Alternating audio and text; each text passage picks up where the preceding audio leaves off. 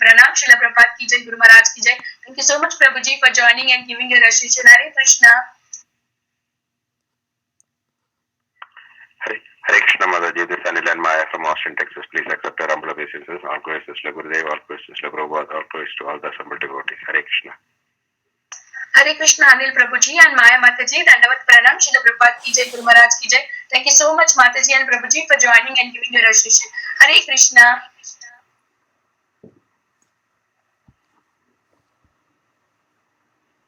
Hare Krishna, this is Damodar Ananda Das and Anand Devi from Bloomington, Illinois.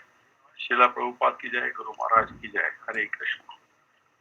Hare Krishna, Damodar Ananda Prabhuji and Anand Viharini Mataji. Dandavat Pranam, Srila Prabhupada ki jai, Guru Maharaj ki jai. Thank you so much for joining and giving your association, Mataji and Prabhuji. Hare Krishna. Hare Krishna Mataji, Dandavat Pranam, Srila Prabhupada ki jai, Guru Maharaj ki jai. This is Bhargavi from Bangalore, India. Hare Krishna, Bhargavi Mataji, Dandavat Pranam, Srila Prabhupada ki jai, Guru Maharaj ki jai. Thank you so much for joining and giving your association, Mataji. Hare Krishna. Hare Krishna Mataji, Dandavat Pranam, all glories to Srila Prabhupada and Guru Maharaj. This is Radhika from Bangalore. Hare Krishna, Radhika Mataji, Dandavat Pranam, Srila Prabhupada ki jai, Guru Maharaj ki jai. Thank you so much, Mataji, for joining and giving your association. Hare Krishna. Hare Krishna, Dandavat Pranam to all the assembled devotees, all glories to Srila Prabhupada and Guru Maharaj. This is Lalitangi Radha Devi Dasi. Hare Krishna, Lalitangi Mataji, Dandavat Pranam, Srila Prabhupada ki jai, Guru Maharaj ki jai. Thank you so much, Mataji, for joining and giving your association. Hare Krishna.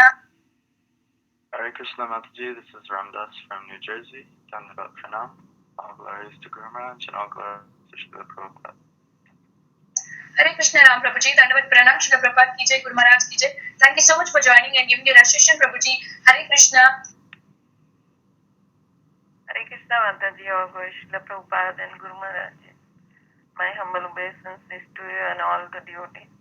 This is Krishna Kumari Devi Dasi. Hare Krishna, Krishna Kumari Mataji, Dandavat Pranam, Srila Prabhupada ki jai, Guru Maharaj ki jai. Thank you so much, Mataji, for joining and giving your association. Hare Krishna. Hare Krishna Mataji, Dandavat Pranam, all glories to Srila Prabhupada and Guru Maharaj. This is Anand from Mumbai, Texas. Hare Krishna, Anjana Gopika Mataji, Dandavat Pranam, Srila Prabhupada ki jai, Guru Maharaj ki jai. Thank you so much, Mataji, for joining and giving your association. Hare Krishna. Is there anybody who would like to introduce themselves? The recording has started. Hare Krishna, I welcome all the devotees to Bhakti Sangha Japa conference call. Today we are very fortunate to have His Grace Keshav Prabhuji to enlighten us on topic Srimad Bhagavatam, verse 1.1.3. Hare Krishna, Keshav Prabhuji, Dandavat Pranam, Srila Prabhupada ki jai, Guru Maharaj ki jai. Please take over the call, Prabhuji. Hare Krishna. Hare Krishna. So is my voice clear, Mataji? Is it okay? Yes, Prabhuji, yes.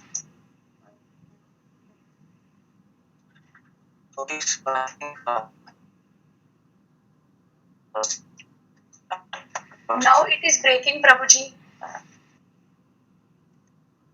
It's breaking? Okay, just a minute. I'll just go out. Now it's clear? Yeah, Prabhuji. So I'm reading Srimad Bhagavatam, first canto, first chapter, third verse. And we are reading from Srimad Bhagavatam. Okay, so let me just offer obeisances. Om Namo Bhagavate Vasudevaya. Om Namo Bhagavate Vasudevaya. Om Namo Bhagavate Vasudevaya. Okay, so the verse goes like this: Nikamakalpataror Kalitam Palam Shukamukhat Amritadrava Sanyutam Pivata Bhagavatam Rasamalayam Muhur Aho Rasika Bhuvi Bhavukaha. So this is translation. Srila Prabhupada writes, O expert and thoughtful men, relish Srimad Bhagavatam, the mature fruit of the desired tree of Vedic literatures. It emanated from the lips of Sri Shukdev Goswami. Therefore, this fruit has become even more tasteful, although its nectarian juice was already relishable for all, included the liberate souls. Okay, it's a beautiful verse. Now, one thing, the purport is very long, so I'm not going to read it. What I'm going to do is I'll include the points in my lecture. That's what I'm going to do. So, okay, I'll just speak on now. Let's offer obeisances to Srila Prabhupada and then I'll speak. Namam Vishnu Padaya Krishna Prishtaya Bhutale Srimate Bhakti Vedanta Samaniti Namine Namaste Saraswati Devi Gauravani Pracharine Visheshinavadi Vaishtantishtare. Okay, so yeah, what's this verse all about? I think we have around an hour or so to speak now. But it's not sufficient. But anyway, let's do something with this verse. Okay, so this verse is third verse of Srimad Bhagavatam, and very important verse because of two reasons. The first reason is this verse, including the second and the first verse, are technically called as Paribhasha Sutra. Now, what is Paribhasha Sutra? So I'll give you an example. What is Paribhasha Sutra? For example, if you read Bhagavad Gita, now Bhagavad Gita, many people have commented on Bhagavad Gita, translated it, but the message is screwed up, Only Srila Prabhupada's Bhagavad Gita is as it is. Now why? How is it that Prabhupada translates the same Bhagavad Gita with actually a different perspective from what others have written, or actually the true perspective? But others have not done that. If you read Bhagavad Gita of probably Vallabhai Patel, the whole message of the book, the whole flavor of the book is protect your country, serve your country. If you read Bhagavad Gita of Chinmay and Anand, the whole message is your work is worship. Now, if you read Bhagavad Gita of Gandhi wrote a Bhagavad Gita, and the commentary on Bhagavad Gita, his commentary on Bhagavad Gita is Viragya something. His whole Bhagavad Gita is, if you read the whole Bhagavad Gita, the message in every verse of Bhagavad Gita is actually actually non-violence. So how does it go? I mean to say, if you read every purport of Bhagavad Gita of Srila Prabhupada, the message is surrender. Now the verse is the same, Bhagavad Gita is the same, but the message is different. Every verse, the message is different. The verse is the same. Now what is happening? The whole point is Paribhasha Sutra. Now Paribhasha means definition. And the Paribhasha Sutra of Srimad Bhagavad Gita, what defines Bhagavad Gita, what defines the message of Bhagavad Gita is Paribhasha Sutra. And that is of Bhagavad Gita. It is Sarv Dharman Paritajya Mamekam Sharanam Prajantam Sarvapabhyo Mokshishami Masucha. Simple. Surrender unto me. Abandon all religions. And this verse provides the key to unlock all the verses of Bhagavad Gita. This verse is called Paribhasha Sutra because it defines the meaning of every verse. Paribhasha means definition. Through the eyes of this verse, we see all verses. That's the whole point. So that is why every verse, this verse is telling that every verse we must find surrender. That is just that. Then the whole Bhagavad Gita is justified. Otherwise, you can find anything in any verse. That's the whole point. So that's why Prabhupada links every verse with surrender. Now why? Because he knows what is Paribhasha Sutra of Bhagavad Gita, Sarv Dharman Paritajya. Who told us that this verse is Paribhasha Sutra? No, Vyasadeva didn't tell us. Krishna didn't tell us. Who told us? Acharyas, Yamunacharya and Ramanujacharya, Madhvacharya, all acharyas came and they said, see, the point is this is Paribhasha Sutra. And all the verse, this verse will give you the perspective to redefine other verses. Now that's the whole point. So Srimad Bhagavatam, the Paribhasha Sutra this is the Paribhasha Sutra. Now that's the whole point. All the verses of Srimad Bhagavatam has to be read in the light of this verse. This and the first two verses, the first three verses. Otherwise, you'll miss the whole message of Srimad Bhagavatam. I mean to say, you can read Srimad Bhagavatam and you can learn anything. You can learn anything from Srimad Bhagavatam. In fact, that also happens with Vedas. You can learn anything. For example, you can read Srimad Bhagavatam to learn English. You can do that. Like for example, suppose you take a history book and you use the history book to learn English. You can do that because that book is written in English. But then is history book the purpose of history book to teach you English? You can do that, but the author didn't write the book with that purpose in mind. Of course, the history book might be written by some American, for example, and by the words best English writer and historian has written a history book. But the whole point is, okay, fine. So you can say, okay, let's learn English from this book. But the whole point is the book is not designed for that book. It's designed to make you learn history. That was the author's intention. So similarly, we can read Bhagavatam to actually learn English. Or we can read Bhagavatam to learn cosmos. You see, 3rd canto, 4th canto are talking in details about cosmos. So you can see, oh, okay, fine, there's a book. So a scientist might come across this book, Srimad Bhagavatam. He says, this is excellent. Such in details cosmos is given. Now for him, Srimad Bhagavatam is a source of information about cosmos. Okay, there is information about cosmos, but that's not the purpose of this book.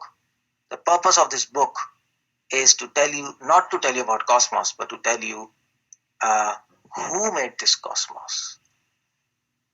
And that's also not the purpose. The purpose is, okay, who made this cosmos? How to know him? How to surrender to him? How to make relationship with him? Otherwise, the whole exercise is a waste. Or you can also. So I mean to say, if you go to Vrindavan, many Gurukulis are there, and I had a chat with them once, and you know what? It's quite disgusting. But let me tell you here. Now, those students who are like in 8th, 9th, maybe 10th class, 10th, 11th. Now, they're in teens, and you know what happens in teens. It's like people go mad. It's all about sex and lust. Now, those children in Gurukul who are in teens, what they do, not only in ISKCON, but in Sri Sampradaya event in Gurukuls. And what they do, they read Srimad Bhagavatam to actually gratify themselves sexually. For them, Bhagavatam is a pornography book. And that's there.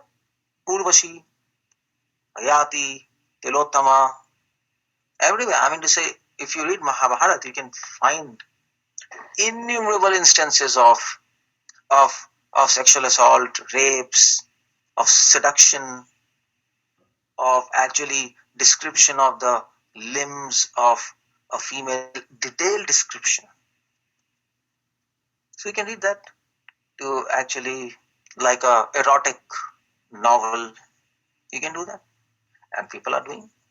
But is that the purpose? That's the whole question now. You can use Srimad Bhagavatam to learn Ayurveda. There's a lot of knowledge of Ayurveda there, Vanaspati. But then you have lost the whole point. Vyasadeva didn't write Srimad Bhagavatam. Sukadeva Goswami didn't speak Srimad Bhagavatam. The authors of Srimad Bhagavatam didn't speak Srimad Bhagavatam for cosmos, helping you to learn about cosmos, for actually gratifying you by pornography, or maybe for teaching you Ayurveda. That's not the purpose. The purpose is to understand God, surrender to Him, and love Him. So how do we know what is the purpose of the author?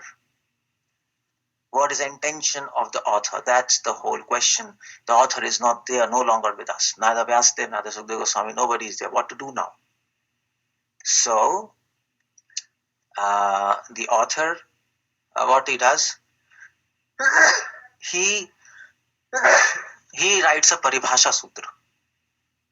The first 3 verses are actually Paribhasha Sutra. They are defining terms. They are defining verses. And the message of this verse will tell you what is the intent of the entire book. That's the whole point. Now, now let's talk about this verse.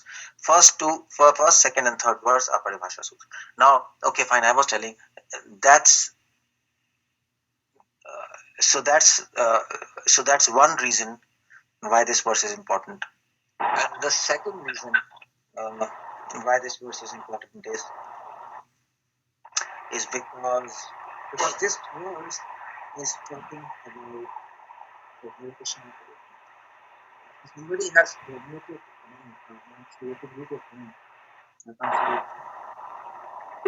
Krishna. Can you mute off your phone?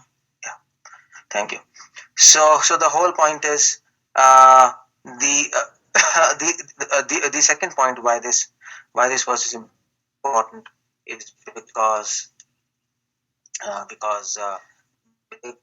this verse is about something which is very important for us to understand. That is ras, taste, and that is the essence of devotion.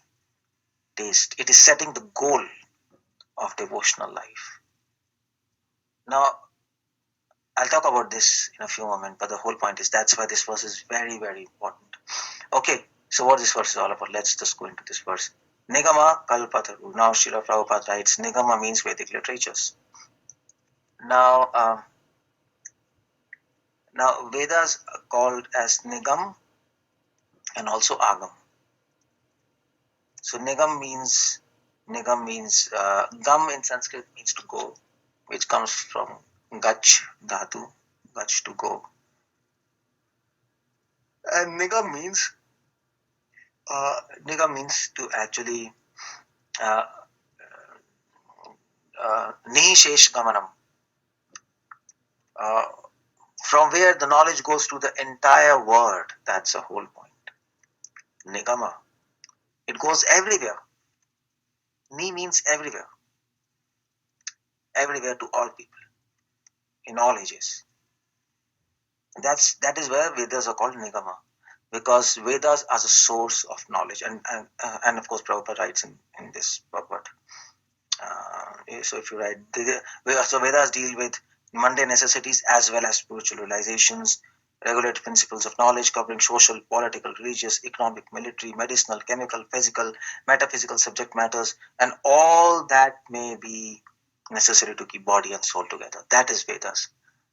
The knowledge from Vedas are going, all knowledge is coming from Vedas, and whatever knowledge is there in this world with anybody, that is, the source is Vedas. That's the whole point there. That's why it is called Nigama. This is also called what do we say? Vedas are also called Agama, by the way. So Agama, Gam means to go. A means A comes in Srimad Bhagavad Gita. You see the point there. A Brahma Purana Loka Punaravartinu Arjuna. So A Brahma means from Brahmlok to actually the lowest planet, or the verses, for example, when we describe Chaitanya Mahaprabhu, it says so Ajanulambitam. His hands extend till knees. A means all, from top to bottom, from highest to lowest. A means spanning everything. So Vedas are called Agam because Gam means to go. A means all knowledge comes from Vedas. Nigam means uh, knowledge from Vedas goes everywhere. That's the whole point. Nigam, it goes everywhere. And Agam means all subjects are there in Vedas, spiritual and material both, and that's what Prabhupada mentions. So that's the whole point. All knowledge, all subjects, material and spiritual, are there in Vedas. That is why it is called Agama. And from Vedas, the knowledge goes everywhere, all human species, and that is why it is called Nigama. Now that's the whole point. So the Bhagavatam says Nigama Kalpatarur Galitam. Now what is Vedas? Vedas are Kalpataru. Kalpataru means desire tree. And that means whatever you want to find in Vedas, it's there. Anything. Anything means anything. I mean to say, if you want to find chemistry, it's there. If you want to find physics, it's there. Now you might say, well, where is physics? Where is quantum physics in Vedas? Well, principles are there. In fact, Heisenberg and all these people who were actually doing research in quantum physics, even Einstein, they got these lofty ideas from Upanishads, by the way, of quantum physics. The principles. Now, what about mathematics of quantum physics? Of course, it's details, but that's also given in Vedic knowledge. And now some sections of Rig Veda and also some sections of astrology, of Siddhant Jyotish, they talk about maths in very detailed subject. So it's there. I mean to say, of course, many things are lost. But we know some researchers have shown that all knowledge is coming from Vedas. Many people have written books, Nobel laureates, about how knowledge was transferred from India to Baghdad to Aristotle and then into the Western world. So anyway, that's the whole different point. But the whole point is Vedic literature is Kalpataru. It's a desire tree. Whatever you want to learn, it's there. You want to learn chemistry, it's there. You want to learn Ayurveda, it's there. You want to learn health, it's there. You want to learn physics, it's there. You want to learn maths, it's there. You want to learn Kama Shastra, you want to learn, it's there. You want to learn drama, it's there. You want to learn music, it's there. Everything is there. Nigama, Kalpataror. But the whole point is Galitam. Now, what is Srimad Bhagavatam? This book, Srimad Bhagavatam, is Galitam. It is now literally Galitam means which melts. Galitam in Hindi, Galitam means which is Galawa. I mean to say, anybody who understands Hindi, they can understand Galawa. Which is actually ripened. That's the whole point. Galitam, which is actually melting, which has become soft. Actually, Galitam means soft. So it says Bhagavatam is actually the soft part of a tree, of the Vedic tree. Now what is so if you take the whole tree, what is soft and wet? That's the whole point. Soft and wet, Galitam. So what's that? That's fruit, obviously. Branches are not soft and wet. The tree is not soft and wet. The leaves are also not soft and wet. That's basically the fruit. So Galitam Phalam, and it mentions about Phalam, fruit. Now Srimad Bhagavatam is a fruit which is soft. Now fruit becomes soft and wettish when it becomes mature, when it becomes ripened. So Prabhupada translates Galitam as fully matured or ripened fruit. Yeah, fully mature or ripened. Yeah, so same Prabhupada like ripened fruit. But then in particular translation he writes fully matured. So it is a fully matured fruit of Vedic literatures. Now what does that mean? Fully mature. Now you see the point. It's first of all, it's a fruit of the tree. Bhagavatam. phalam. And second of all, it is fully mature. Now these two words are very important, very, very important. Now it is a fruit. Now that means, so you see, if you have a mango tree, if you bite the tree, well, if you have a mango tree and if you want a taste of the mango, then what do? You eat the tree or branches, or you eat the fruit. So you have to eat the fruit. But the whole point is, the taste in the fruit is coming from where? It's coming from branches, or it's coming from branches, and that's coming from tree. But when you bite the tree, it is bitter. But when you bite the fruit, it is sweet. So what to do? So the whole point is, it is, now you see the point, it is bitter. Now the tree and branch is bitter, but that bitter taste, but the bitter juice, when it goes into the fruit, it becomes sweet. That's the whole point. It's the same juice, but it becomes sweet in the fruit somehow. I don't know how, but it becomes. Somebody needs research on this. Science also doesn't understand fully. It becomes sweet. So that's the whole point. This Bhagavatam is a fruit, first of all. Fruit. That means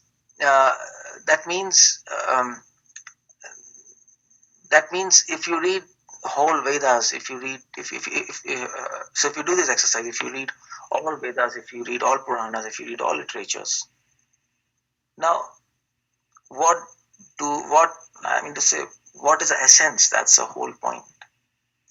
If you plant a tree and if you don't get the fruit, what's the point of the tree? If you plant a mango tree and if you don't get the fruit, what's the point of it? You plant a mango tree to get mangoes, isn't it? You don't plant mango tree to get branches of mango tree. You get a cow to get the milk. You don't get a cow, which actually doesn't give a milk. Nobody does that. In fact, people sell the cows who doesn't sell the milk, who doesn't give the milk. Even Krishna says the cow who doesn't give the milk, that's a burden.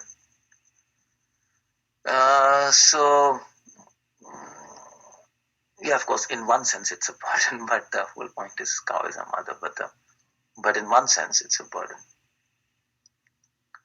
Krishna gives this example to show what is a burden. But anyway, the whole point is, if you read all Vedas and if you don't actually understand, what do I want from this? From studying so laboriously, so many years of study of Vedas, but what do I want? What do you want from studying Vedas? That's the whole point. If you don't know that, your whole exercise is waste, futile, shamaive kevalam. It's simply a burden of knowledge on your head. So no use. So Bhagavatam is phalam. Bhagavatam will give the answer to this question. What do we want by studying Vedas? So in one sense, Bhagavatam is Paribhasha Sutra for entire Vedas. You see the point there? It is defining all the verses of Vedas. And first 3 verses are Paribhasha Sutra of Bhagavatam. That's how it goes. So that's why it's called phalam. And it is Galitam phalam, it is fully mature fruit. Now what that means, fully mature? Now fully mature means Vyasadeva has written the conclusions, the definitive conclusions of all Vedas in Srimad Bhagavatam. And deep and definitive conclusions. That Sukadeva Goswami has written. Like for example, if you read Dharma Shastras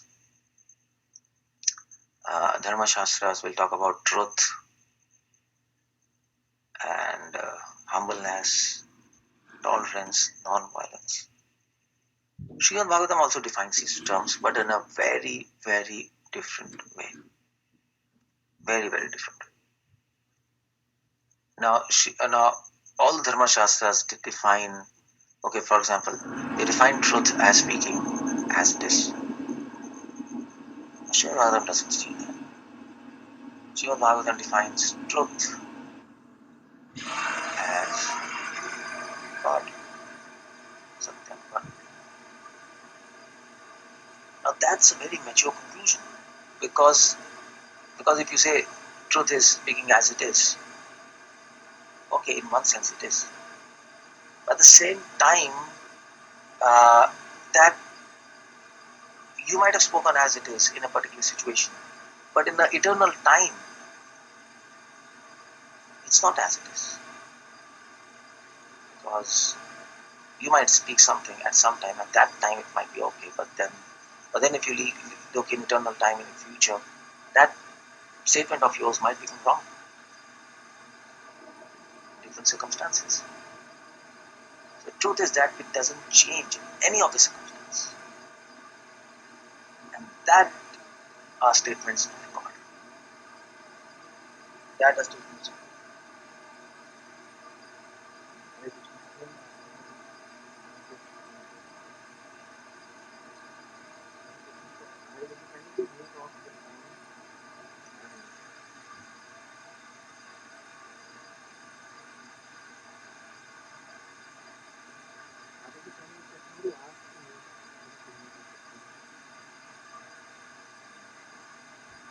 Hare Krishna, can everyone be on mute, please?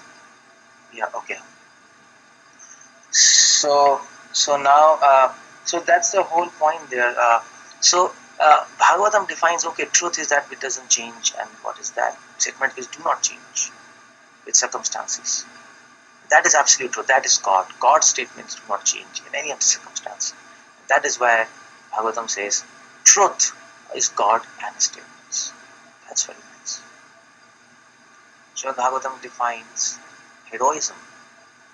Now, according to Dharma Shastras, heroism it belongs to quality of Kshatriya.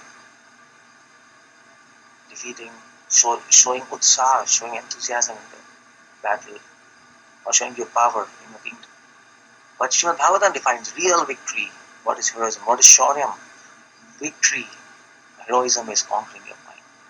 That is the real conclusion. Because if you're not conquered your mind, then what you've done? You've lost the thing. A king who doesn't conquer his mind, he can't even conquer. A king who can't control his mind, he can't control mind of any of his subjects. And if he can't do that, he can't manage. A king who cannot guide his own mind, how can he guide others' mind? How can he be king? So Bhagavatam says, okay, the whole idea of Kshatriya, okay, Kshatriya should have heroism, but his real heroism is controlling mind. And from there, everything will proceed. And if you delete this, and if you say anything else, that might be okay. I mean, to say his heroism is expressed in battle, or maybe his heroism is expressed by his property or kingdom. But then that's not the right answer. That's not a mature answer. Because that will collapse after some time. It will destroy. So you see the point there. Bhagavatam gives fully mature conclusions. And that a devotee, a wise man will relish mature conclusions, which goes right to the core of the subject matter. Okay, fine. There's so many things in Vedas. What exactly Vedas are trying to say, and why? What is charity? Charity is not giving food to people. That's okay in a very relative sense. Food or money to people. But real charity is giving to God. That's what Bhagavatam defines. And what is charity, by the way? Giving food and money? No. Real charity is giving knowledge. But Bhagavatam goes one step beyond. Real charity is giving fearlessness, abhaidan. Fearlessness, that's a real charity to other people, fearlessness. And that includes all answers, by the way. But that is an eternal statement. That will never change. Fearlessness from everything, fearlessness even from birth and death. Now, you see the point. You see, I'm giving examples to show how Srimad Bhagavatam is Galitam. It's fully mature fruit. That is why people have praised Bhagavatam. Even Shankaracharya couldn't really resist himself. He was tempted to praise Srimad Bhagavatam. He did that. Of course, he didn't write commentary on Bhagavatam, but he did praise it. So Nigamakalpataror Kalitam Phalam. But the whole point is this fruit, which is fully mature, which actually is sweet. Why it is sweet? Because the conclusions are so sweet. Now it is not sweet because it is having mango juice, of course. Conclusions are so sweet. Of course, I mean to say only an evolved person, for him this will be sweet. You need a level of evolved consciousness, or you can associate with somebody whose consciousness is evolved, who can tell you it's so sweet, yummy. You see the point like that? If you see somebody eating something, and if he's eating and he's saying, wow, it's so yummy, and his saliva is dripping with every bite, and the juice is actually dripping on his shirt, and his eyes is sparkling when he's taking the bite. His teeth are going inside that pastry in slow motion, and he's going mad. And if you see that person, you will say, my God, I also want to have that pastry, at least one bite. So that's the whole point there. You associate with, if you don't know how to actually, so if you don't know the sweetness of Srimad Bhagavatam, or in other words, if you can't appreciate the mature conclusions of Srimad Bhagavatam, then you associate with somebody who appreciates the mature conclusion of Srimad Bhagavatam. Either you can say sweetness of Srimad Bhagavatam, or you can say mature conclusion of Srimad Bhagavatam. It's the same thing. It's a slight difference, but it's almost the same thing. So the whole point is, but this fruit of Srimad Bhagavatam, it has become more sweet. Now here's the point. It's very important point. Shukha mukhadrava amrita sanyutam.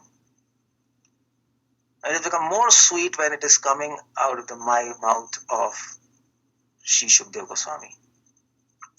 Now what that means, it has to be carefully understood.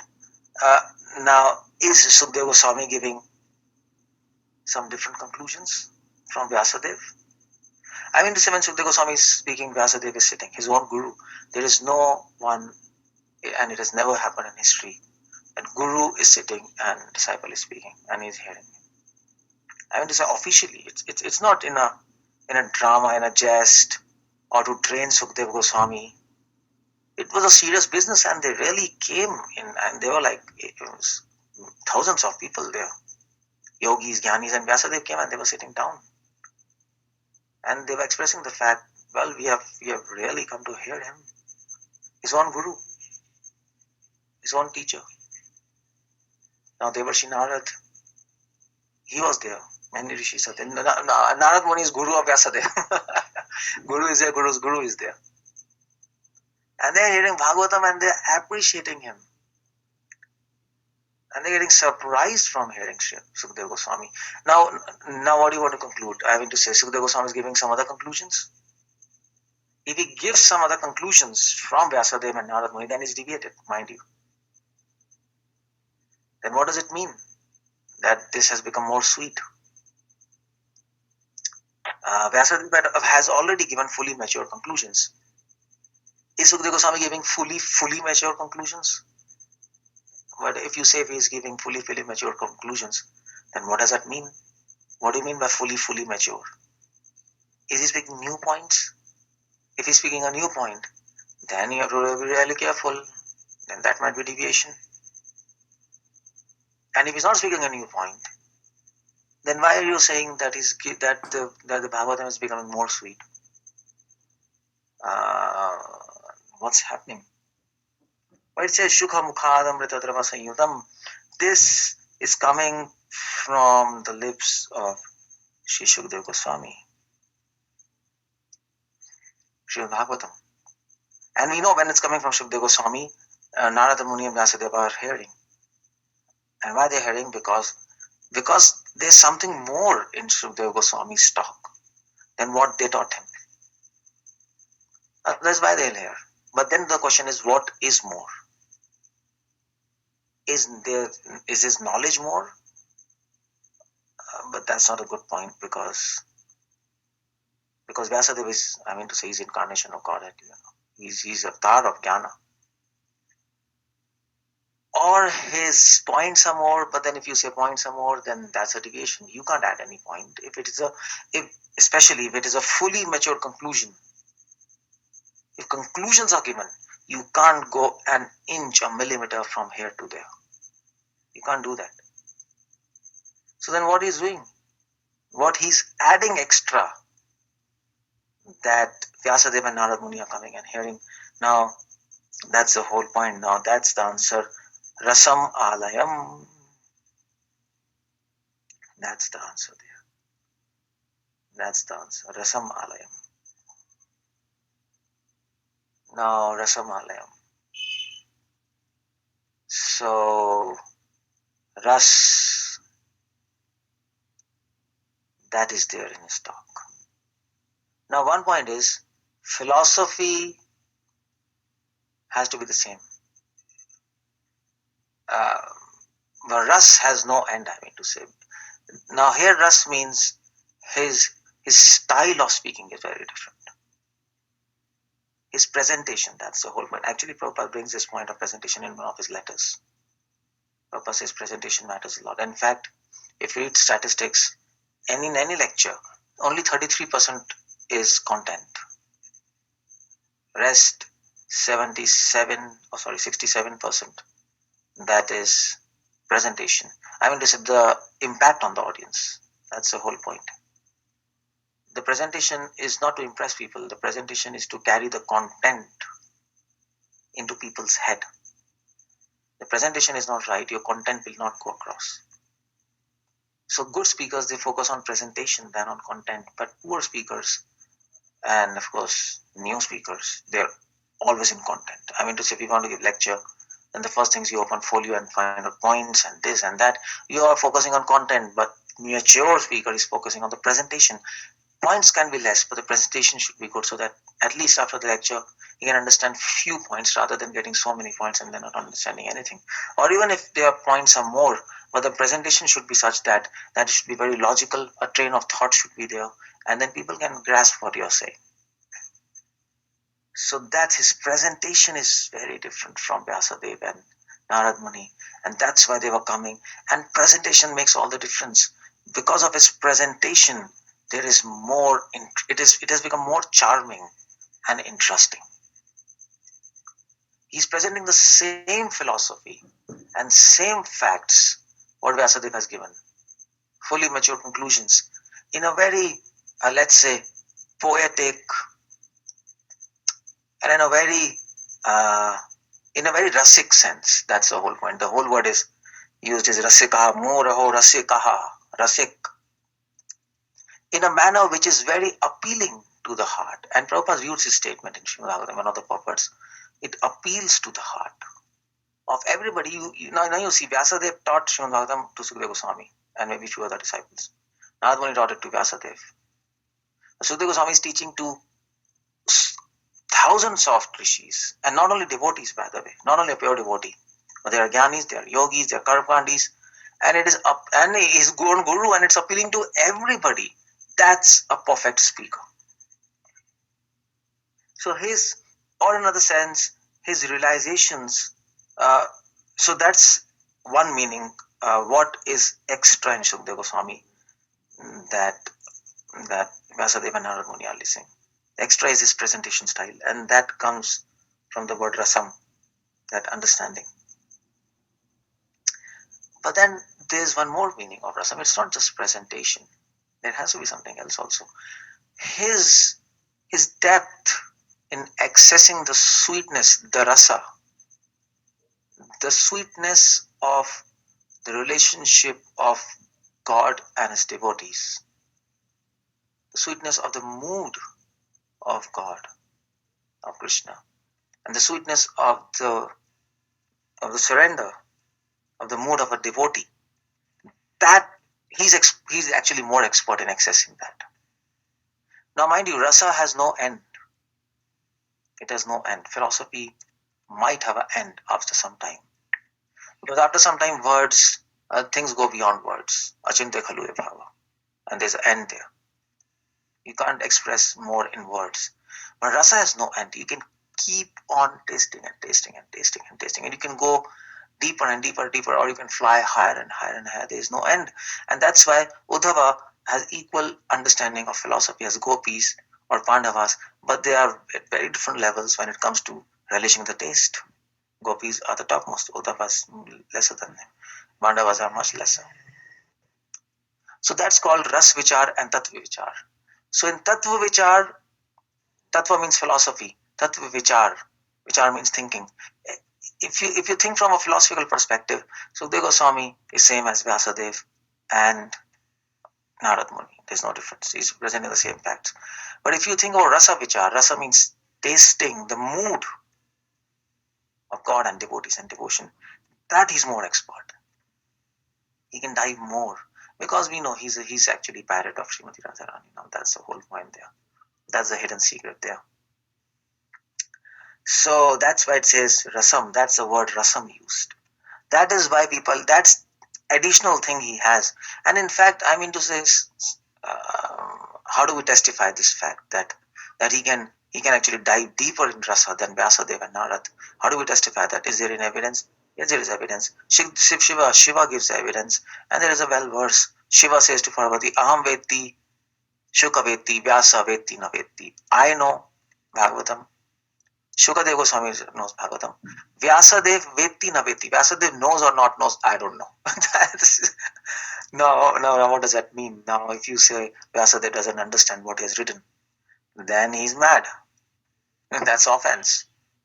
Now, Shiva is trying to tell that I and Sukadeva Goswami can access the sweetness of the moods of relationship, of devotion and God and his devotees much more than Vyasadev and even Sukadeva Goswami. We can do that. And that's why they came and they were hearing. And that's why Shukha Mukhad. And then it says Amrita Drava Sanyutam. And then he says this capacity to taste. Now that's the point. Pipata Bhagavatam Rasamalayam. Drink this sweet taste of Srimad Bhagavatam. Now you see the point here. Sweet taste doesn't mean that you say, oh, it's so sweet, as females often say. Oh, Kirtan is so sweet. Okay, that's okay. We don't deny that. But if you repeat that fact, it is so sweet, Prabhu. But then it doesn't make it sweeter than before. And if you say so sweet, okay. Now you can say this, but the whole point is what do you mean by sweet? First, you have to understand that your perception of sweetness is same as perception of sweetness of Sukadeva Goswami, because I mean to say, even a kid can say the Kirtan was so sweet, and you have seen in America. Come on, I come to America and kids do Kirtan, and adults say, "Oh my God, it is so sweet, Kirtan." But then, what's the point of that? You know, the kid is not chanting with pure devotion. He has no idea. He's just in tunes. Then what's the meaning of so sweet? So sweet. Then that's a very sentimental statement. That of course, by hearing the kirtan of a kid, you might be feeling sweetness in your heart, but that sweetness is material. That's not spiritual. But that's better than sweetness of lust and anger and torturing other people. Some people find sweetness in torturing other people. Of course, that's better, but then that's not the aim of Bhagavatam. Is fully mature conclusions. It is giving you nothing less than love.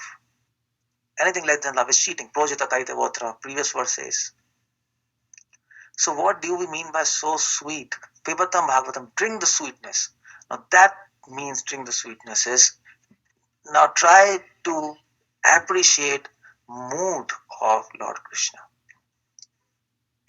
The mood of devotees. And especially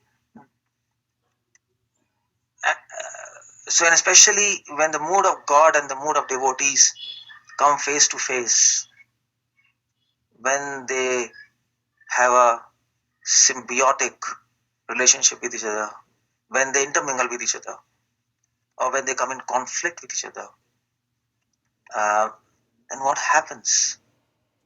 That we have to understand. That is Paribhasha Sutra of Srimad Bhagavatam. That Bhagavatam is saying, every verse of Bhagavatam you read, you have to try to access not points, not anything else. The mood of Lord Krishna.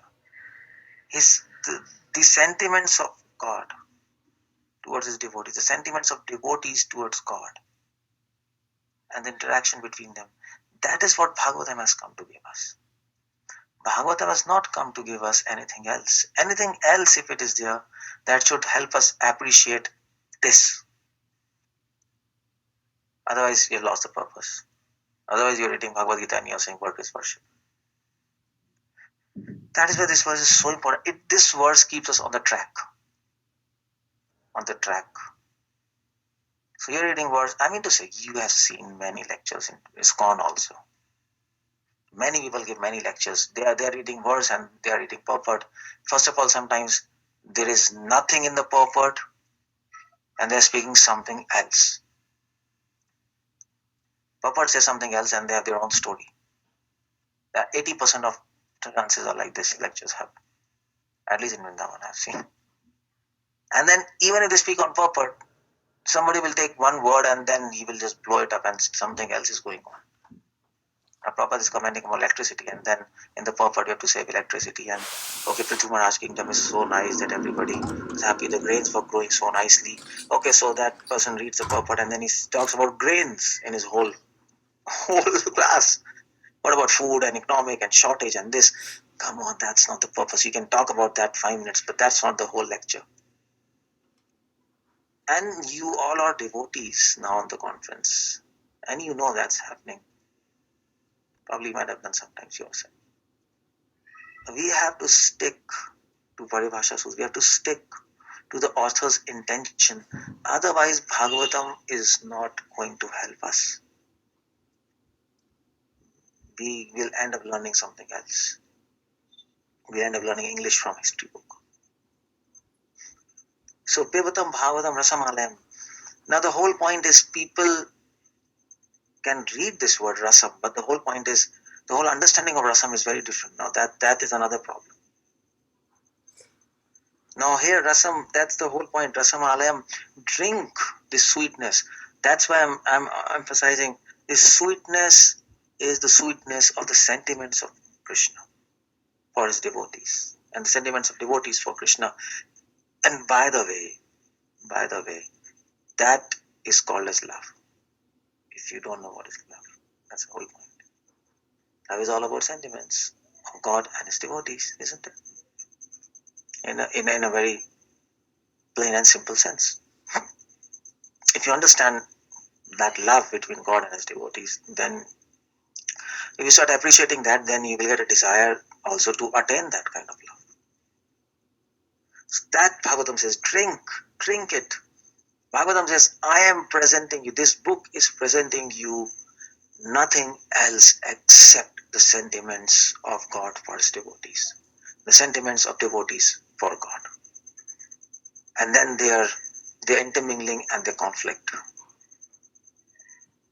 And that produces rasa. That is the definition of rasa, if you read Nectar of Devotion. Rasa is a very technical term. It's not just an ordinary term. Oh, rasa. And I'm getting rasa. Okay. It's not bad to have bliss.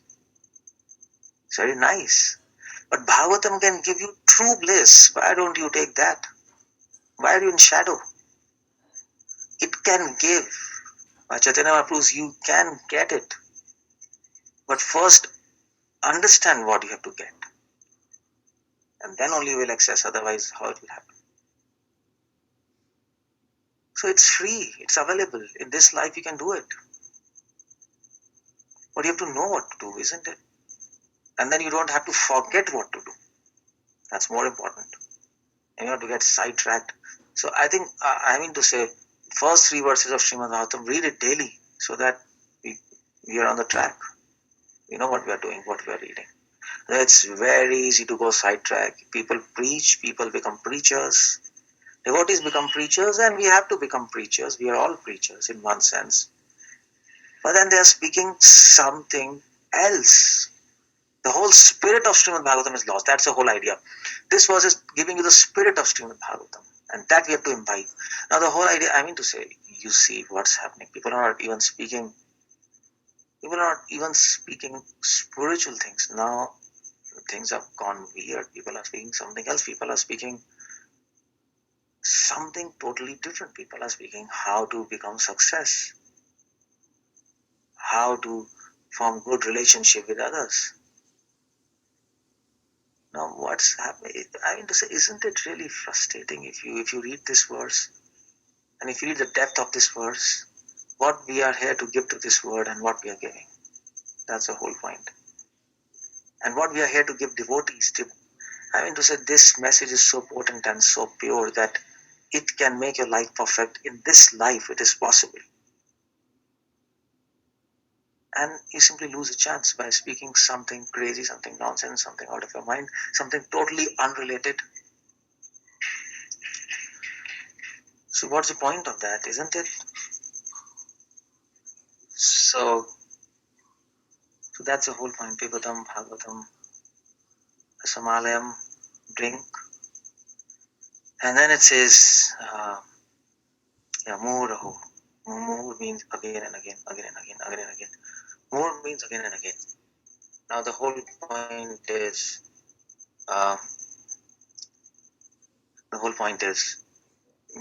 again and again means, what's that? That means daily. Okay, that's one meaning. Or I mean, it's a Srila Prabhupada writes always. That's the whole point. Prabhupada writes always. Always. More aho. Always. More means always. Again and again. Now what that means again and again? Again and again means this will never satisfy you. Now that's interesting. Bhagavatam says, Yena Atma Suprasidati. Bhagavatam says this will completely satisfy you. But then Shukdev Goswami says again and again. That means it will never satisfy you. Because you don't drink a cold drink again and again if you're satisfied. If you're satisfied, you stop drinking. This will never satisfy you. And that is why you will become completely satisfied. That's the whole point there. Because it will never satisfy you, that will give you complete satisfaction. So more aho means it's surprising. So that's what I was saying. Hare Krishna. Again, if you can please you talk to your phone, again you do that. Again, the phone is muted on, please. Please check. Hare Krishna. Hare Krishna. Please, everybody mute your phones. So again and again, aho means surprise. Now it is very. Now even Sudha Goswami is surprised. What kind of book is this Srimad Bhagavatam? It can transform even a donkey into a Paramahamsa, provided you're focused on the purpose, provided you're focused on this verse. You are focused on Paribhasha Sutra. You don't deviate from here and there. And then it actually requests everybody to become Rasik. Now you see Rasik. Rasik means who drinks this Rasik. Who actually knows how to appreciate and actually feel the sentiments of God and devotees. It's so nice, even while speaking, it's so nice. Isn't it? It's not telling you to become scholar. Telling you to become Rasik. Of course, I meant to say, to appreciate the sentiments of Lord and His devotees, you need to learn and read or hear. If you can't read, no problem, hear. That, of course, you have to do. You have to get knowledge of Srimad Bhagavatam. But then the whole aim is to become Rasik. Bhuvi Bhavuka. And then he says how to become Rasik. Bhuvi Bhavuka. Now, here is a point I was talking. How to become Rasik? That is Bhavukaha. And Prabhupada translates Bhavuka not as sentiments, but expert and thoughtful. You should, if you want to taste the sweetness of Bhagavatam, you have to become Bhavuk. Now, Bhavuk means expert and thoughtful. That means expert in understanding the mood or the sentiment of the Lord and his devotees and devotion. And then also thoughtful. Thoughtful means, of course, to appreciate those sentiments, you need to have some kind of knowledge, or you have to hear. You have to hear the fully mature conclusions of Srimad Bhagavatam, and then you can taste. So here is a word, bhavuka, expert and thoughtful. And in fact, I mean to say, Prabhupada in the purport is talking about rasa, he's talking about madhurya ras, raj ras, bhanak ras. He's talking about all those things. And what's that? That's rasa is a technical term. That's all about dealing with the moods of devotee and Lord Krishna. And if you want details about rasa, you can read Nectar of Devotion. It's a very technical term. It's not a ordinary term. You get nectar of devotion to understand what's rasa all about. But one sense, rasa is all about the moods of the Lord and his devotee and their intermingling and their conflict. When you understand that, then you get that rasa, then you get that sweetness. When anubhav, sattvic, vibhav, they combine together. That's how nectar of devotion defines. Then you get rasa. And Prabhupada mentions in the purport. Prabhupada actually alludes in the purport, but then you can make sure devotion. But then the whole point is that's what Bhagavatam is inviting us into, to become rasik. And if you do that, then what happens? Amrita, Drava Sanyutam. Then you become eternal. Bhagavatam is promising you eternity. It's not promising you dharma, artha, kama, or even moksha. It's promising you eternity. Amrita. Eternity means becoming an associate of Supreme Lord. He is eternal. An associate is eternal, that's all. Nobody else is eternal. Even a person who gets liberated, they are not eternal. They again have to fall down. Bhagavatam says, Aryo Krichena Param Padam Tata Patanti Adhu, they'll fall down. Only people who are Mukunda Sharanagat, Mukunda Angri, who take shelter of Mukunda, they are eternal. So that guarantees you eternal. Now, eternal means by tasting this rasa, your whole sarupa will get revealed.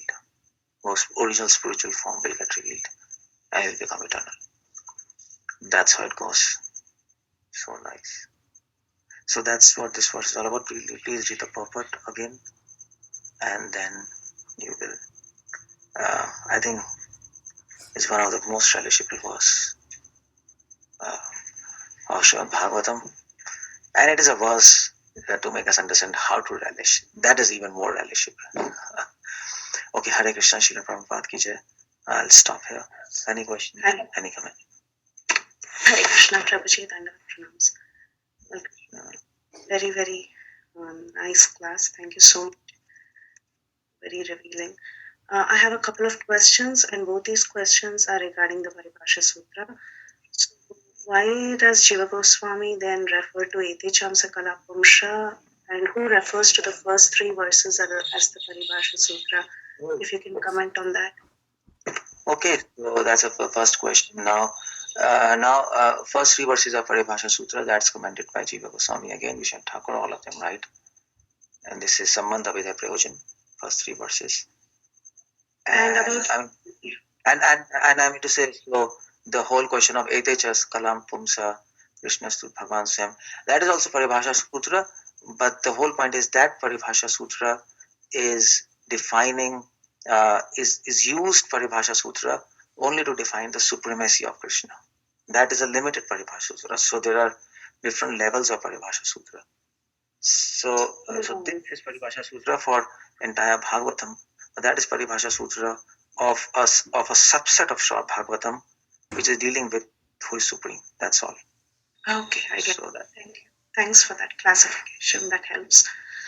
And the other question again was on Paribhasha Sutra of Bhagavad Gita. So I don't know, I'm not aware because I've not read much, but I've heard, of course, from the Sri Vaishnava Sampradaya about Sarvadharman Parityaja, but I've never heard much from the our Sampradaya about the Paribhasha Sutra of Bhagavad Gita. So has anyone commented on it, or did we just derive it from the Sri Sampradaya, or how do we understand this? No, actually, Sri Sampradaya Yamunacharya says that's Paribhasha Sutra. That's a central verse, of course. But there's a whole science to understand what is a central verse. Now that science is given in Nyaya philosophy. So then you have to see the beginning verse, the last, the ante verse, the purvat, the phalam. So there are six tools, let us say, 6 signs. When you analyze the book by throws 6 signs according to Nyaya Shastra, then you can find easily what is a Paribhasha Sutra. So those Sri Sampradaya, they have done their homework, and by that they have proved that okay, this is a verse. And when you use this verse as Paribhasha Sutra, then you comment on Bhagavad Gita, then there's no contradiction. But if you don't use this verse as Paribhasha Sutra and then you comment, then there are contradictions. So by this system, they have proved that this is the whole, this is Paribhasha Sutra. So even Bhagavatam, they do like that. So like that. Yeah, that is very nice, Prabhu. Thank you for that answer. And I don't know, there's another thing that I've heard from a few speakers, Man Manabhav Mad Bhakto. They refer to that as well sometimes when they speak. So is that to be taken as correct, or how do you comment? Yeah, I mean to say, Acharya says Sardharan Pratyachya, that is a Paribhasha Sutra.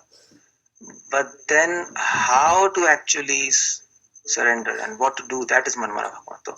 So both verses are linked together. So of course, Sardharan Pratyachya, that's the main verse.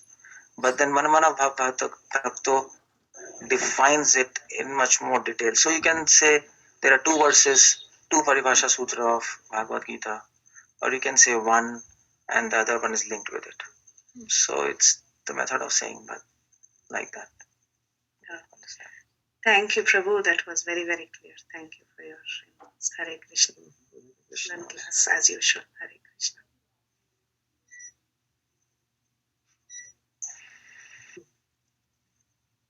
Hare Krishna, Prabhuji, and Pranam. Thank you so much for such an insightful class, such detail about this wonderful verse. Regarding the extension, what Mataji was asking, that Paribhasha Sutra. So what actually is Paribhasha Sutra? Because how can one book or one scripture can have various Paribhasha Sutra? Because it's only one verse that defines that particular scripture. Because like about the Sarvadharman Paritaja or Manmanabha Bhakto. But I've also heard about the verse 16:15 that Sarvasya Chaham Vidhi Chanivasta is also one of the Paribhasha Sutra of Bhagavad Gita. No, that's not Paribhasha Sutra. No, come on. Wait a minute. Nobody has said that is Paribhasha Sutra. That is, you are assuming, isn't it? That is important. No, but that's not Paribhasha Sutra. Huh? It's not that I'm assuming. It's not that I'm assuming. It's that I heard from different speakers that they also refer to 16:15 as the Paribhasha Sutra. Oh, really? I mean to say, I have not heard in ISKCON by any devotee using this term Paribhasha Sutra. Really? They have used this term Paribhasha Sutra? Are you sure? Yeah, they said 15:15 as the Paribhasha Sutra of Bhagavad Gita. Oh, really? I don't know, but if they have said that. But what exactly is Paribhasha Sutra then? Oh, come on. So you were there from the beginning of the class? You were there? Yes, Prabhu, I was there. Oh, really? I explained it. I mean to say, see, Paribhasha, this term, I don't think so anybody have used in ISKCON. And I don't think so anybody will use this term. That I am 100% sure. Because nobody uses this terminology.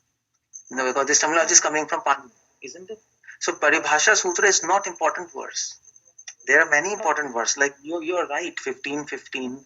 That's one of the very important verses. In that you are correct.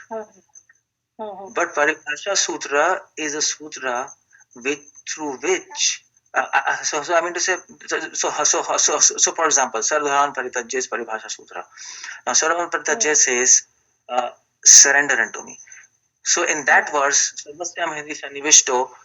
you have to find surrender.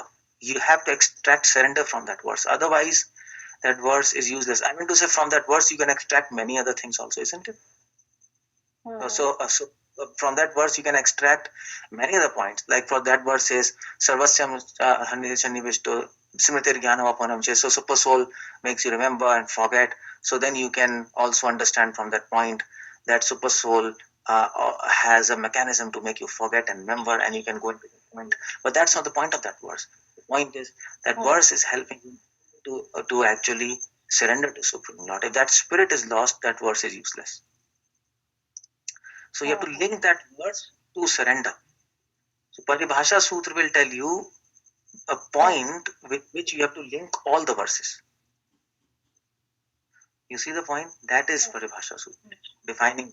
So Paribhasha Sutra will give the spirit of all the verses. And that is all Acharya says, Sargan Pratyajay, it is a central verse, that's all. Central means Paribhasha Sutra. So like suppose if you read Etecha Cham Sakala Pumsa in Bhagavatam, isn't it that verse is here? Etecha. So okay, you are reading Etecha Sakala Pumsa. So now the verse says, okay, of all incarnations, Krishna is supreme, fine. But the Paribhasha Sutra says this today we read, it says Rasika Bhuvi Bhavaka, it says lust, sweetness. Now in that verse, the point is not just Krishna is supreme. If we read that verse, and if we get that point Krishna is supreme, then actually we have lost the message of Bhagavad. The point of that verse, we have to find sweetness, the mood of Supreme Lord there, and extract that. Otherwise, the whole spirit is lost. So then that says, Etecha Sakalamsa Krishna Subhavan. Sukadeva Goswami is saying, of all incarnations, Krishna is supreme. That verse is talking about mood of Sukadeva Goswami, the sentiment of Sukadeva Goswami for Krishna. Sukadeva Goswami is not compromising on the fact that Krishna is supreme. That is the spirit of that verse, and not just Krishna is supreme. And we have to go into that spirit. Otherwise, you lost the flavor of that verse, that spirit of that verse, and then it goes wrong. So you see the point, that is Paribhasha Sutra. So that is a very different thing. That is Sadhana Parita. You're getting the point? Yes, sir. Yeah, thank you, Prabhuji. Thank you so much. Hare Krishna, Hare Krishna. Hare Krishna. Is there anybody having any more questions or comments for Prabhuji? Hare Krishna, Prabhuji. Danat Pranam, all glories to Srila Prabhupada and Guru Maharaj. Prabhuji, you were telling about sweetness means the sentiment of the devotees. You were telling us how does it derive? The devotees in God. Yes, Prabhu? I would say sentiments of Krishna and his devotees, both. Yeah, that is rasa. Yes, Prabhu. Prabhuji, in Bhagavatam is mostly is when we read Nityam Bhagavata Sevaya, means Srimad and Sakata Krishna Punya Sravakita, means all the anarthas will go away. Means that sentiment is very far for me, Mr. Rasa. But when we can develop that sentiment, that rasa, Prabhu, reading Bhagavatam, because I still see, that's why today's lecture is there, to inform you that when you read, then you don't forget that you have to actually access the spirit of the sentiments of Lord. If you don't forget, then you will be able to read in that mental setup, and then things will come out, and then you'll be able to see in Srimad Bhagavatam that thing. But if you don't know, then you will see something else. So now remember this verse, and then through the eyes of this verse, read all the verse. Yes, because till now what Srila Prabhupada was suggested, reading regular Bhagavatam, we can free from this mode of passion and ignorance. Yes. And then so reading in the proper manner. Otherwise, it doesn't happen, isn't it? Yes. Thank you, Prabhu. Thank you. Okay. Thank you. So I think Hare Krishna. Dandavat Pranam. I have a question. I mean, if it's not too time consuming, if you can reiterate what Agama and Nigama is and how they relate to Vedas and Puranas and Itihasas. I mean, generally, the Vedas are considered Nigama, but I don't know anything beyond that. So if you can just clarify the difference. Actually, yeah, Vedas are called Nigama, Vedas are also called Agama. They both names are Vedas. Vedas are called Nigama because Nigama means to go, Ni means everywhere. The knowledge goes everywhere. From which book? From Vedas. Whatever is knowledge is there anywhere. That's coming from Vedas. That's Nigama.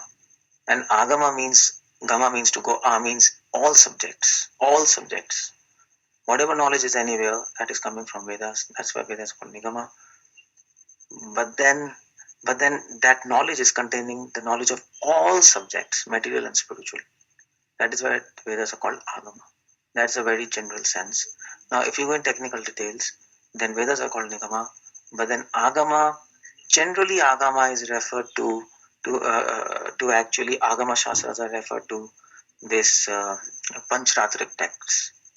Generally, Tantric texts, Panchratrik texts, they are called Agamas. In general, I mean to say, if you go in very specific sense, if you say Agam Shastra, then it means Panchratra text and not even Itihas and Puran. But in a very general sense, these two words refer to Vedas because even Panchratrik texts are Vedas. We have proved that. Even all of them are Vedas, but then within that category of Vedas, they are specific. They are called Panchratra. So that's the whole point. So either you can call Agamas Vedas Agamas or Nigamas, it is the same. There are two names of Vedas, different names. And also, thank you, Prabhuji, for that explanation. And also, is there any specific reason why Nigama is being used in this verse versus Agama? Because Agama can also be used for a specific sense, no? Because whenever you are Agama, it can also refer only to Panchrat text. So there can be confusion. So, but Nigama is used for all Vedas. It is very clear. There's no confusion in that. That's why Nigama is used. Sure, Prabhu. Thank you for your wonderful class. Hare Krishna. Hare Krishna, Prabhuji. Dandavat pranams. Thank you so much for the very beautiful explanation of word by word and how to delve into the spirit of Bhagavatam to teach us that. So as you mentioned in the lecture that there are so many different verses telling different things like whatever we want to learn, medicine or art or dance or theater. So when we read those verses in Bhagavatam, how do we connect the spirit of Bhagavatam to that? For example, as you said about the description of Purvachiti or some other places where it is so, it's the beauty of the woman is described and it doesn't look like this is a portion from Bhagavatam. Yeah, I would say that's the whole point, no? Bhagavatam is training us how to actually extract sentiments of devotion from everything around us. That's the training of Bhagavatam. I mean to say, Purvachi, you see explanation of woman, and I mean to say, her limbs, her breast, and her lips. It's such a detailed thing. So, well, you might say, why first of all, Sukadeva Goswami is talking about these things? Is he mad? He's a celibate person. But he's talking. And I mean to say, we will encounter all these things all around us also. So, but the whole point is, Sukadeva Goswami is saying, you see, I'm talking about this, you're talking about this, but I'm not, it's not affecting me, it's affecting you. Now, there's some difference. The difference is, I'm talking about this, but I'm able to extract the sentiments of devotee and devotion from this. Or you're not. You're extracting your own selfishness and false ego from it, and therefore lusty. You're becoming lusty. Now, the whole point is how. Now, that's the whole point. That is Srimad Bhagavatam. So, for example, the descriptions of Urvashi is there, her bodily limbs and all this. So why? So the point is, you have to understand what Sukadeva Goswami's mood is there when he's describing and experiencing all these things. And if you read properly Srimad Bhagavatam, you'll find, if you have this point in your mind and then you read there, you'll find the answer. And Sukadeva says, Sukhdev says, if the beauty of a woman is so enchanting, then how much is enchanting the beauty of the Supreme Lord? In that capacity, he is actually describing all these things.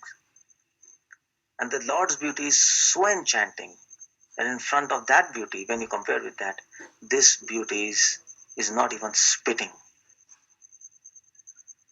So by describing all these things, Sukdev is saying, I'm describing these things, but I'm getting more renounced rather than more lusty.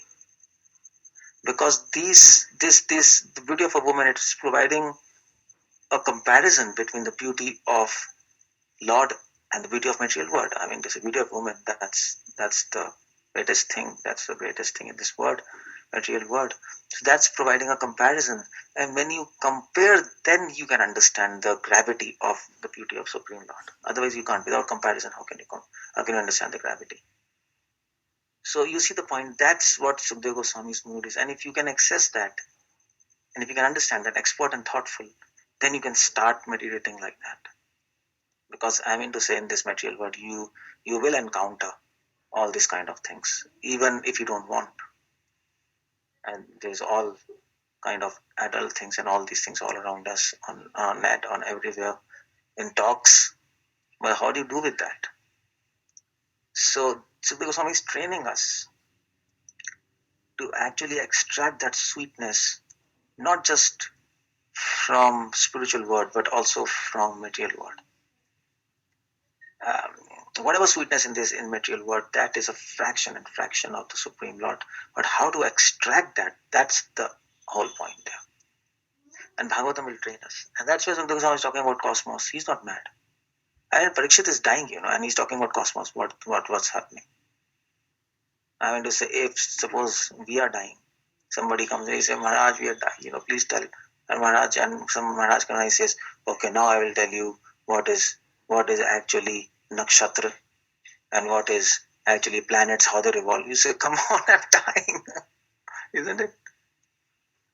So what they are doing, they are doing something else, this means. Now they are talking about cosmos, but then what they are, how they're extracting that rasa from cosmos, from this material world, that spirit Bhagavatam is giving, because we are living in the cosmos and we are encountering cosmos every second. But then we should also learn and get trained how to extract that sweetness, that rasa of Krishna through this material world. And that Bhagavatam is training us. So that is Srimad Bhagavatam. That is what this verse is, Paribhasha Sutra. If we miss that, we miss the whole spirit of Bhagavatam. And then people read Bhagavatam, Nityam Bhagavatam, say, and nothing happens. And then they say, we are not becoming pure. Well, how will you become pure? If you are not following the book properly, then how will you become pure? But the book promises, if you follow properly, we promise that you become eternal. So that's the whole point. So that is even though Bhagavatam is Paramahamsa Purana, it is Amala Shastra. It doesn't talk anything else about devotion, anything else except devotion. It is talking about many subjects matter which are not seemingly related to devotion. But then what's happening? So then you have to go not in the subject, but in the mind of a devotee. What's happening in him, that is talking about the subject, and not about the subject what he's talking about per se. And then you can access that sentiment and rasa there. And then how Krishna is responding when he's thinking about and talking about all these things. That's another subject. That's where Bhagavatam is fully mature. Kalitam phalam. I mean to say, Vyasadeva has written. If he has written, he has written. He has written this fully mature fruit after becoming fully mature. By the way, the statement itself is a very grave statement. If it is not a fully mature fruit, then the whole project of Vyasadeva fails, isn't it? It fails. So he has written and he means it. And that's what the meaning is. And that's why I was telling you, reading Srimad Bhagavatam is a very different take altogether. But if you read it properly, it's 100% sure you'll become pure. You can never remain impure. You can never remain disturbed in this material world. You will be fully focused Tivrena Bhakti Yoga. That will happen automatically. When it's not happening, then we are not dealing in a proper spirit. And that's why I gave this lecture. I chose this verse to actually remind all the devotees that please don't lose the spirit. Focus on that. Otherwise, I mean, people, devotees are sincere, but there's just a lack of knowledge or just some diversion or distractions. Then they lose the whole point and then they are trying, but then nothing happens. But then it's there. It's so free, it's accessible, it's there. It needs just some kind of focus, and of course, somebody has to make us remember again and again what's the focus all about. Otherwise, it's so easy to lose the focus, and then we are talking so many things. You know what's happening. The devotees also. I mean, they're talking. Sometimes devotees are talking absolute rubbish. They're talking about morals. They're talking about it has nothing to do with devotion. And here we are talking about sentiments of Supreme Lord. That is beyond any spiritual subject, isn't it? That's a message we have. But that message we can give if we understand ourselves. And that's there. Prabhupada has given, Chaitanya has given. Why don't we take this opportunity and just distribute it? And sincere souls will come and we'll become satisfied. That's the whole point. Is it okay? Yes, Prabhuji. Thank you so much. Hare Krishna, Prabhuji. Hare Krishna. Dandavat Pranam. So my question is, so Sukadev Goswami once he was going naked, and the ladies there, they did not try to hide themselves. But then Veda Vyas, when he went, they were trying to hide themselves. I understand Sukadev Goswami is renounced, but I also thought equally renounced was Veda Vyasa. How do you distinguish the level that they were in? Well, Srimad Bhagavatam says Vedavyasa was not renounced as Sukadeva Goswami because Vedavyasa was householder. And in this pastime, he didn't, I mean, he's God, but he didn't express that level of renunciation as Sukadeva Goswami. As a householder, you have to live with a female and you have to have a kid. But if you're so renounced like Sukadeva Goswami, you cannot have a child, first of all. Prabhupada mentions his level of renunciation was not up to the level of Sukadeva Goswami. As a householder in this pastime. That you have to understand like that. Got it. And I see that you have uploaded some Bhagavatam videos on YouTube. Do you have, some more, or is that all on the YouTube? Actually, you know what? Nowadays, I'm speaking on Bhagavatam, and so you're talking about English or Hindi? English, Prabhu. Can you just hold on? Yes. If you're going to have it on USB. Please hold on.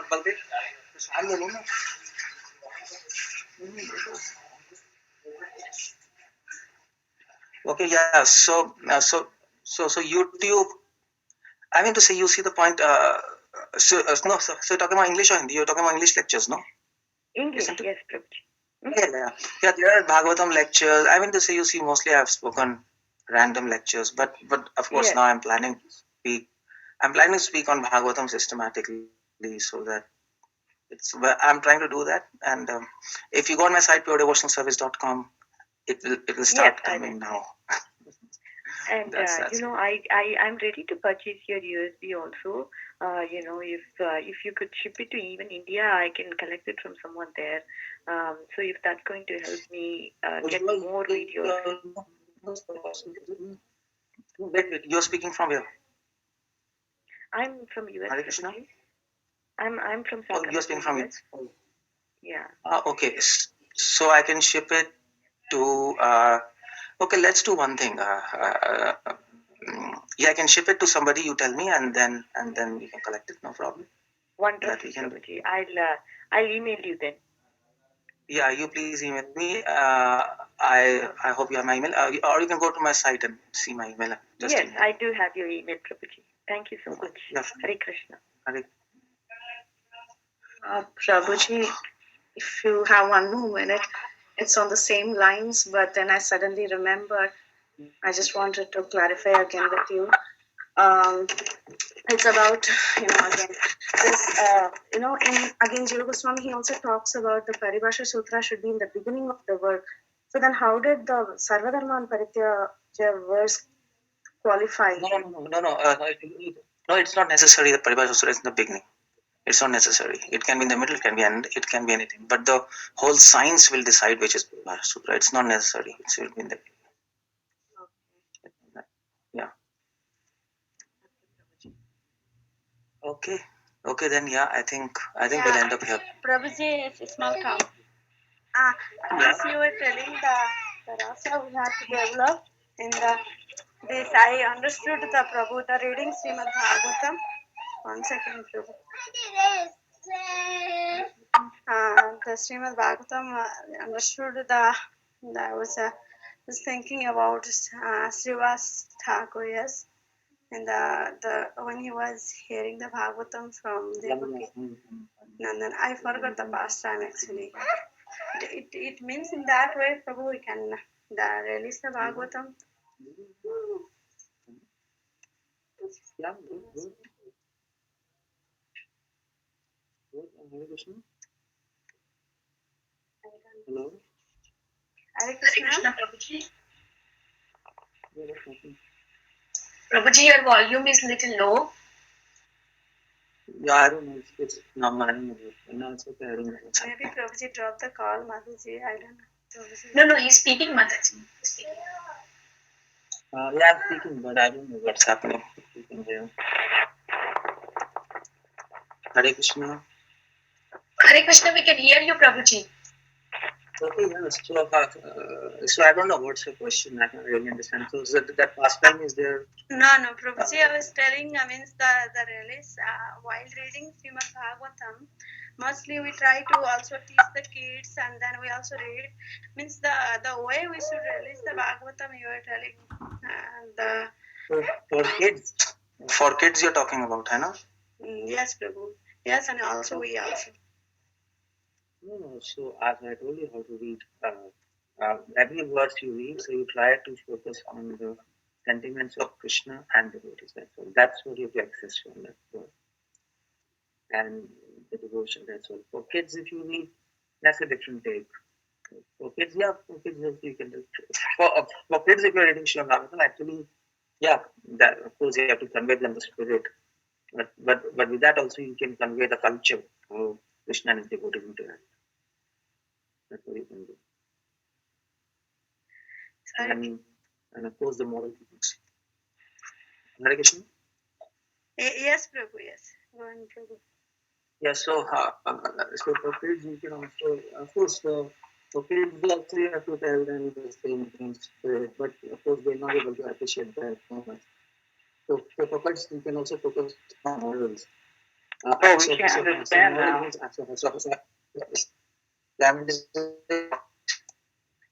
Teach will help them grow like that.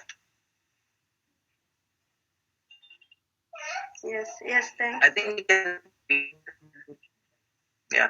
I think we can end up here. It's like going a while now. Prabhuji, Gaurangi Mataji had a question. But do you need to go, Prabhu?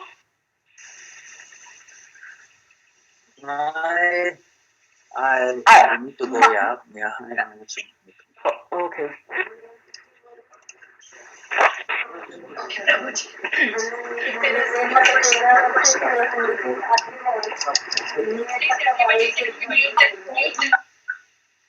Hare Krishna, if there is no more questions or comments for Prabhuji, let us all offer obeisances to Prabhuji, all the Vaishnavas.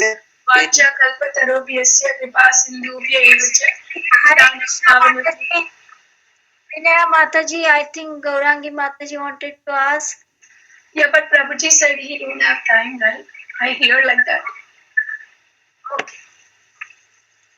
Okay.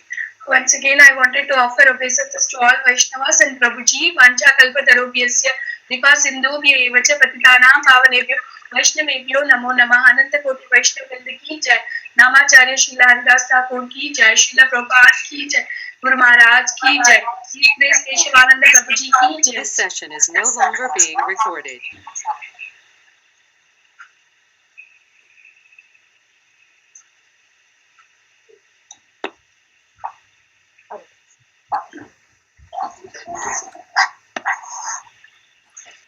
Goodbye.